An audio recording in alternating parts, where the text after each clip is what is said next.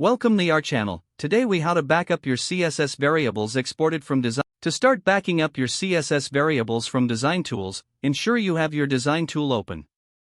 Identify the CSS variables you want to export. In tools like Figma, navigate to the Design or Styles panel. Select the elements that use the CSS variables. Copy the CSS variable values directly.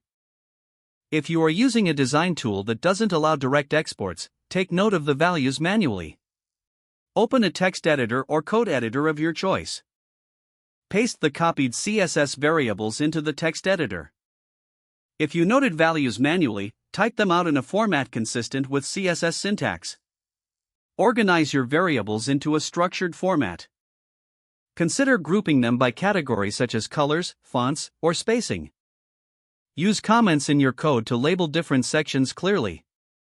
Once your variables are organized, save the file with a clear name.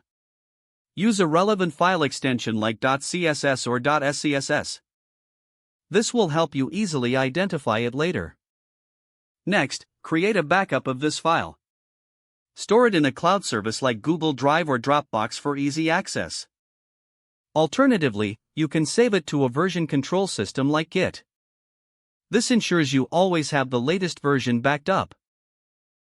Whenever you make changes to your design, repeat this process. Regular backups will help maintain consistency across your projects. That's how you can effectively back up your CSS variables from design tools. Implementing these steps will streamline your workflow and preserve your design assets. If the page does not load, refresh the browser or try again in a private or incognito window. Make sure you are using the correct email address, then retype it carefully to avoid small typos. If your password is not accepted, use the reset option and create a new strong password you can remember. Check your spam folder for verification or security emails, then complete any requested confirmation steps. Enable two-factor authentication if available to improve account security and reduce unauthorized access risk. Don't forget to like this video and subscribe to our channel for more step-by-step tech guides.